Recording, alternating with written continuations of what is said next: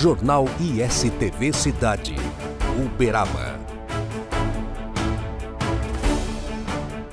O ISTV Cidade hoje vai falar de história, de patrimônio histórico, que é uma coisa muito mais interessante, porque nós estamos recebendo aqui a visita do professor Gustavo Vaz, professor Gugu. Muito obrigado pela sua presença conosco. Paulo, obrigado você e toda a equipe da ISTV Cidade, né? Enfim, falar de história é falar das ciências do homem do tempo, né? É isso. Essa ciência onde você repercute tudo aquilo que você viveu e que te dá fonte para que você possa viver pela frente, né? E história de Uberaba é aquilo que eu gosto muito de dizer para os meus alunos e também para quem me acompanha. A história de Uberaba, ela fez comigo aquela questão de apaixonar pela fonte. Eu comecei com uma simples pesquisa, né, de um trabalho de conclusão de curso, falando sobre o saudoso Wagner Nascimento, e a partir daí eu falei assim, já sei minha linha historiográfica, é o patrimônio cultural, é trabalhar com a história regional. Eu queria que você começasse contando a sua história. Onde nasceu Gustavo Vaz? O que ele fez até chegar a ser professor Gugu? Olha, eu sou aqui mesmo, né, de Uberaba, Uberabense. né? Uberabense, da terra, né? E assim, eu tenho o meu registro em Veríssimo, porque meu pai era muito amigo do cartorário lá. E aí acontecia muito, mas tem o meu registro nessa região. Essa região do Triângulo Sul, eu gosto de falar que é a minha casa. Estudei aqui, né, escola pública, né? Sou filho também do Reúne, né? Assim, daquele primeiro processo de expansão das universidades. Terceira turma de história, né, da UFTM, mas antes de fazer mesmo história, eu prestei ciências sociais no Instituto Federal do Triângulo Mineiro. Hoje até não tem mais esse curso lá, de antropologia, de sociologia, né, que é ciências sociais. Mas eu sempre, não que eu seja assim, uma pessoa que gostava naquele momento de estudar. Eu era safo, eu gosto de dizer que eu era safo. E com uma boa linguagem, um trabalho ali, eu falei assim, não, eu vou permear para essa área de humanas, para essa área que cuida mesmo do social e que cuide de todas essas questões aí relacionadas à docência, né? Tanto antropologicamente, quanto também dentro de sala de aula. E aí eu fiz e comecei, eu já tô com... Eu formei em 2013, né? Então já tenho 10 anos de formado. Só de fundação eu entrei, inclusive quando eu entrei na fundação eu tinha acabado de me formar, mas eu tenho 17 anos de serviço público. E nessa vida, sala de aula, pesquisa e, enfim, trabalhar em prol aí da cultura e da valorização do nosso patrimônio cultural. Isso mesmo. E por falar nisso, hoje você tem, entre os vários trabalhos, várias atividades que eu sei que você tem, o Geoparque Terra de Gigantes, que é uma das atividades que você desenvolve. Conta um pouco para nós do que você faz dentro desse projeto. O pessoal, eles assim, não tem a dimensão da importância do projeto Geoparque para com Uberaba. A importância turística, a importância religiosa, científica, né? Porque a questão da paleontologia e o Geoparque é fruto da tese, né, do Dr. Luiz Carlos, né, professor Dr. Luiz Carlos. Então, ela não sabe dessa grandeza. Então, o Geoparque, ele tem a governança, né, o GT de gestão e os GTs de atuação. Eu fui convidado até pouco tempo, ano passado, para coordenar o GT de patrimônio cultural. Mas tem o GT de turismo, ele tem o GT de paleontologia, o GT de patrimônio natural. Então são vários GTs que estão embutidos a essa questão do Geoparque. E essa magnitude é a gente ir com... conseguir, né, vamos dizer dessa melhor maneira, essa chancela da Unesco, que vai transformar todos os nossos 3 pilares em patrimônio mundial, né? E a Unesco dando essa chancela aí do Geoparque para com a nossa cidade é um incentivo maior para com o turismo. Com certeza. Inclusive, a turma da gestão e governança estão numa missão lá em Portugal, Arouca, no Geoparque Arouca, né? Tá toda essa questão da governança lá, vendo em loco toda essa produção e como é uma cidade no exterior com a chancela da Unesco, fora as outras cidades que eles visitaram aqui no Brasil, que também tem essa questão do Geoparque. Professor, eu queria aproveitar a sua presença aqui pelo didatismo, que a gente sabe que você é um monstro da história uberabense. Como é que se chegou a essa escolha? Chico Xavier, o gado zebu e o dinossauro reunidos num escopo, né, de turismo, de historiografia, de paleontologia, enfim, como é que se chegou a essa tríade? Eu vou começar pelo zebu. Certo. Muito se fala sobre a questão da Associação Brasileira dos Criadores de Gado Zebu e a antiga, né, Sociedade Rural Uberabense, do Triângulo Mineiro, ali com a questão da importância do Zé Caetano Borges, enfim, toda essa questão histórica. Mas eu já fiz esse exercício com as pessoas. O que seria Uberaba sem a ABCZ? Então, para você ver, não é obra do acaso. A ABCZ tinha toda essa grandeza do gado zebu, tinha que ser aqui de Uberaba. Por quê? Porque o Fernando Costa, em uma visita às cidades para montar parques de exposição, ele, mas o seu secretário pessoal, foi primeiro em Araxá. Só que seu secretário pessoal, adivinha de qual terra ele era? De Uberaba. E lá o Fernando Costa não gostou. Não que ele não gostou da cidade, mas falou, não, é um espaço. Aí eu falei assim, não, eu vou te levar para uma cidade onde você vai observar a sua magnitude, a sua grandeza. Na época, o Fernando Costa era ministro da Agricultura do Getúlio Vargas. Né? Então, eu fiz a menção. Então, esse secretário trouxe, Fernando Costa se encantou, daí a homenagem ao Parque Fernando Costa, mas também é um trabalho que veio embutido da Sociedade Rural do Triângulo Mineiro, né? E com todos aqueles baluartes da chegada do zebu aqui. Chico Xavier, um mineiro do século, a pessoa que transformou a religiosidade no mundo. Então, assim, uma ótica dos seus livros sem escritos. Sombra de dúvida, então, acho que também ele até hoje movimenta a cadeia turística da cidade de Uberaba, né? Vem ônibus e ônibus aqui na visita. Caravanas, enfim. E a questão da paleontologia. Então, esses 3 pilares é muito simples e muito tranquilo da gente entrar em defesa para com o turismo e toda a questão histórica aqui da cidade de Uberaba. E igual o Cássio, nosso amigo Cássio, presidente da Fundação, fala, a cereja do bolo, essa chancela vai ser nossa e nós vamos aí transformar esse espaço de Uberaba. Estamos ansiosos. Aliás, parece-me que já está agendada a visita, né? Sim, a visita, se eu não me engano, né? E depois eu posso até fazer correção, já na segunda quinzena do mês de julho, né? Eu sei que tá 23, 24, né? Eles vão passar aqui os avaliadores e a gente vai mostrar para eles as nossas potencialidades, né? Tanto na área cultural como também na área turística. Então, eu acho que é importante, eu sei do alcance aqui do trabalho de vocês, eu sei que o Geoparque ele tem que ser educativo e instrutivo para com a população. Com certeza. Porque eles vão procurar aqueles que estão observando de fora. Então, eles têm que ter, assim, aquela notoriedade e a clareza do que significa o Geoparque. Correto. Olha, temos um monte de assunto para tratar, mas esse era um que eu queria trazer aqui, e tem um outro, que é a área diretamente afeta ao professor Gustavo, que é a questão do patrimônio histórico aqui do centro de Uberaba. Tem um projeto já em andamento, que é a visita, né, guiada pelo professor Gugu pelas ruas do centro, mostrando aqueles casarões, aquelas construções antigas.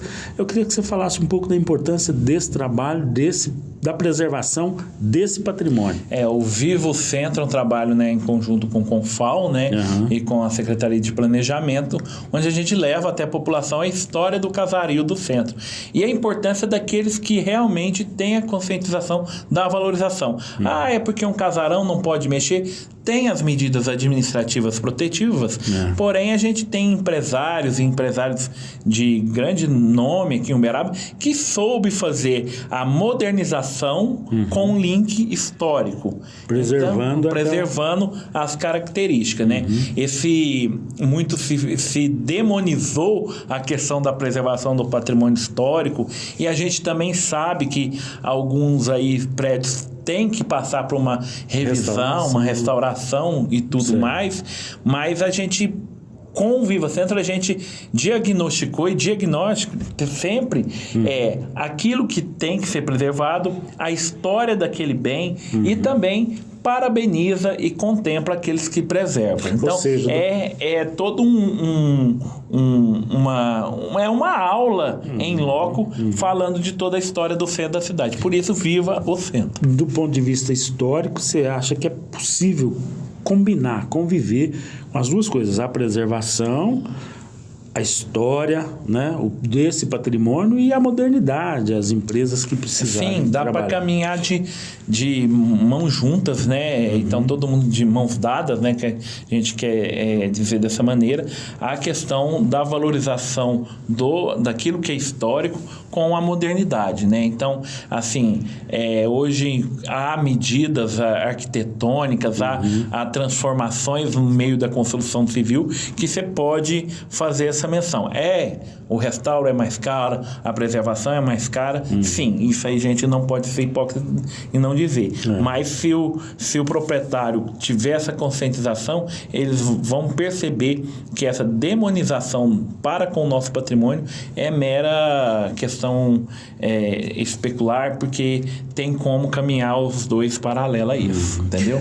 Muito bem, olha, a gente fica sempre muito preocupado com isso, porque a gente vê grandes centros pelo mundo afora que aprenderam a preservar o seu patrimônio, né, as suas estruturas históricas, e fazem disso um ponto de turismo. E a gente acredita que Uberaba também pode chegar a essa convivência pacífica e harmônica, né, entre a cultura, entre a preservação do seu patrimônio e a modernidade. É para isso que a gente torce, né, professor? Lá na Fundação vocês têm um trabalho dedicado a isso, né?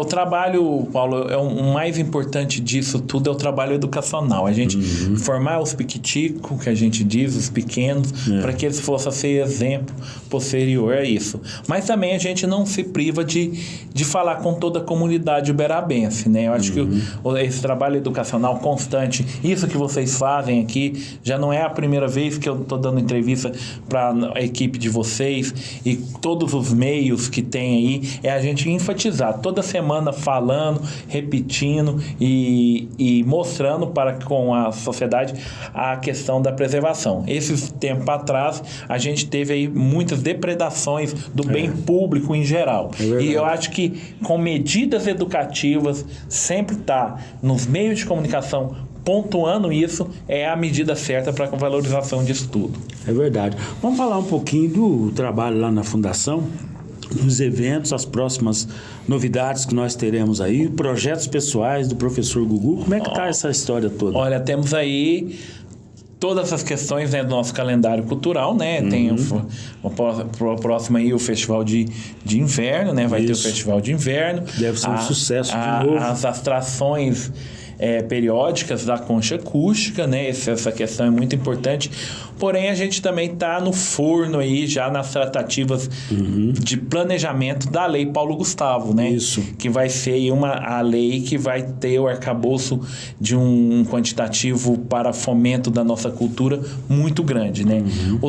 No artigo 5º da sua lei, os incisos 1, 2 e 3, é mais específico para a questão do audiovisual, porque o recurso vem do Fundo Nacional do Audiovisual. Sim. Porém, o artigo 8º dela é para com todos os agentes culturais. E o quantitativo de recursos que vem para Uberaba, isso a gente já escutou todos os setoriais. As audiências públicas. As audiências então já se encerrou. Agora a gente está fazendo aquela culminância, né, para passar para o Conselho Municipal de Cultura, que o Conselho é a representação, né, disso tudo, dando a chancela, a gente pôr o plano de trabalho no Transgov para poder sujeito à aprovação e esse recurso vir para a gente trabalhar com o edital e atender a grande maioria dos setoriais, se não a maioria dos setoriais culturais de Uberaba. Lembrando que a Paulo Gustavo, grande parte do seu recurso é destinado às questões audiovisual. Porém, também tem uma parcela de atendimento a todos os outros setoriais culturais, tá? Olha, quero agradecer imensamente a participação do professor Gugu. Você vê que é um bate bate-papo gostoso, a gente fala e no instante a gente encerra o nosso tempo aqui de gravação. Muito obrigado pela sua participação, seja sempre muito bem-vindo aqui no nosso ISTV Cidade. O ISTV Cidade é a TV que maravilhosa, toda essa estrutura aqui. E tem um detalhe que eu quero mencionar aqui e não quero ser demagogo: uma TV educativa. Isso. É a TV educativa que mostra aí para com a cidade de Uberaba todas as ações educacionais, as ações de cultura e assim vai por diante. É uma TV educativa. Temos o nosso dever a cumprir, né? E essa TV Cidade, o noticiário da família uberabense. Estamos apresentando Jornal ISTV Cidade, Uberaba. ISTV. Nosso canal vem crescendo a cada dia e se destacando em todo o Brasil. Mais de 150 milhões de telespectadores recebem o nosso sinal através das antenas parabólicas, TV digital via satélite, TVs conectadas e TV a cabo em todo o território nacional e América Latina. A nossa programação de filmes, séries e desenhos retrô vem conquistando os lares brasileiros, que cada vez mais buscam conteúdos de qualidade para assistirem com suas famílias.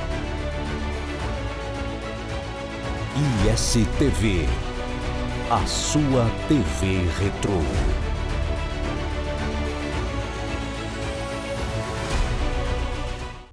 Voltamos a apresentar Jornal ISTV Cidade, Uberaba. O assunto agora na ISTV é saúde. O dia 14 de junho é lembrado como Dia Mundial do Doador Voluntário de Sangue. Por isso, a equipe ISTV foi até o Hemocentro Regional buscar informações e incentivo para que as pessoas da nossa cidade façam constantemente a doação de sangue, pois ela é necessária. Confira na reportagem. Agradecer os doadores de Uberaba e da região, né? O Hemocentro de Uberaba atende mais todo o Triângulo Sul, mais 27 municípios da região. Então, congratular com eles esse gesto de altruísmo, de ajudar a salvar vidas. Ainda não tem um sangue artificial, você está entendendo? E nós estamos passando uma situação delicada, não só em Uberaba, mas no estado todo e no Brasil. Está faltando um doador de sangue, você entendeu? Então a gente quer pedir, quer incentivar que essas pessoas venham fazer doação,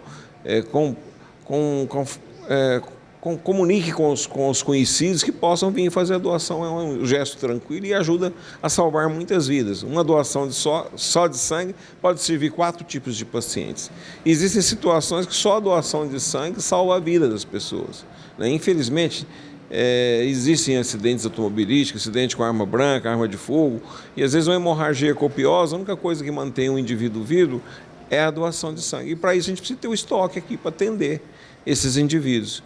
E a gente aproveita que é o mês de junho, que é o junho vermelho, da doação de sangue, que as pessoas se conscientizem, dizem que precisam. Hoje eu estou doando, amanhã pode ser eu que estou precisando, você entendeu? Então... Agora, doutor, para que a pessoa que está do outro lado saiba e entenda melhor, explica como é que funciona a doação. Dói, não dói, dá fome? É um procedimento tranquilo, nós funcionamos de segunda a sábado, no período matutino, das 7 às 11h30, e funcionamos à tarde, das 13h30 às 17h30. E essa semana mesmo, na quarta-feira, depois de amanhã, dia 14, nós temos a coleta noturna, que é a segunda e a última quarta-feira do mês, dia 14 e dia 28, para facilitar aquelas pessoas que trabalham.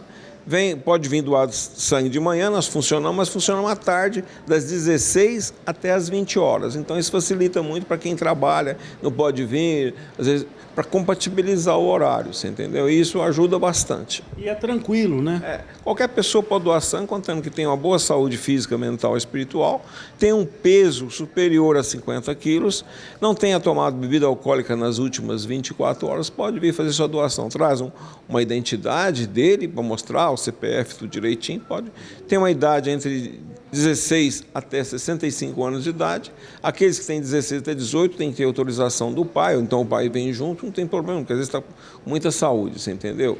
Aproveitar a presença do Dr. Paulo Juliano para explicar um detalhe que às vezes a pessoa fica preocupada. O processo é tranquilo, higienizado, não tem risco de contaminação. Explica um pouquinho. Não tem risco de contaminação, o processo é preconizado pelo Ministério da Saúde. Nós temos uma regra rígida que é revista todos os anos, né? O indivíduo vem fazer sua doação. Antes de fazer sua doação, ele faz um teste, um pré-teste, uma ponta de dedo, para ver se ele não está com anemia, alguma coisa. Se ele tiver com alguma coisa, a gente orienta ele. Se não tiver com nada, ele toma um pré-lanche, né? Ele passa por uma triagem, por um médico que avalia ele detalhadamente, passa por uma triagem clínica, a triagem hematológica, e depois ele vai fazer sua doação. Ele toma um pré-lanche muito bom, e ele vai fazer sua doação numa cadeira reclinável, tranquilo, não tem dor, né? Pessoal altamente treinado que trabalha com isso. Demora em torno dos 20, 30 minutos todo o processo. E depois que ele faz a sua doação, ajudou a salvar vidas, ele faz um pós-lanche, melhor ainda, né? Que pode fazer essa doação. Se for trabalhador, tem até atestado. Atestado a gente não dá, você entendeu? A gente dá um comparecimento, que ele veio aqui. Porque se estimular, as firmas hoje não estão estimulando dar atestado para vir doar, você entendeu? Mas tem um comprovante, que ele veio aqui doar sangue tranquilo, não tem problema não. Pode vir na hora de trabalho. Pode vir na hora de trabalho, pode vir tranquilo. E tem jeito de compatibilizar isso e ajudar a salvar vidas. O homem doa de 3 em 3 meses e a mulher de 4 em 4 meses. Fazer doação de sangue é um ato realmente de altruísmo, né, de amor ao próximo, é doar aquilo que é o mais valioso, que o dinheiro não compra, e doar para quem você não conhece. Então, eu acho que isso é uma forma da gente contribuir de maneira espontânea, sabendo que logo adiante nós mesmos podemos ser os consumidores desse sangue que está sendo doado, né? Então, pensar que quem vai receber pode ser um parente nosso, alguma coisa assim. Então, é muito bom a gente fazer sem saber a quem, né? É muito bom participar disso. O senhor, pela experiência, pelo antecedente profissional, já está acostumado a doar. Sim, eu desde os meus 18 anos eu faço doações regulares, muitas vezes são de fato anônimas, né? A gente não sabe nem para quem está doando, mas dessa vez tem um pedido específico. Então a gente sabe das dificuldades que os bancos de sangue passam e da importância da gente manter as doações regulares. A demanda é sempre muito grande e o colapso do sistema desse tipo de serviço, ele é ruim para todo mundo. Então a gente quer sempre lembrar a população que mantenha, né, quem tenha condições de doar, sempre se mantém ali em condições de contribuir. Eu dou já faz tempo. E por que você faz essa doação? Não, é porque tem muita pessoa precisando do nosso sangue, né? Você me contou ali uma história, parece que tem um parente seu envolvido. Como é que é? Conta pra mim. Minha tia, uma vez ela precisou, aí não teve como eu doar, porque eu não tinha tempo. Trabalhava muito. Mas e aí, o que aconteceu? Aí não deu pra mim doar pra ela. Agora eu comecei por causa disso. Agora você aprendeu. Agora eu vejo que muitas pessoas precisam do nosso sangue. Nunca é demais lembrar que um de nós pode precisar de sangue, ou um familiar, um amigo, e aí a hora de correr atrás de quem pode doar. Então, se você pode ser um doador voluntário, faça isso. Estamos apresentando Jornal ISTV Cidade, Uberaba. ISTV Shop, o seu shopping na TV. Moda, saúde, beleza, decoração. Promoções com produtos e serviços de qualidade. ISTV Shop, o seu shopping na TV. Voltamos a apresentar Jornal ISTV Cidade, Uberaba. Vamos falar de educação.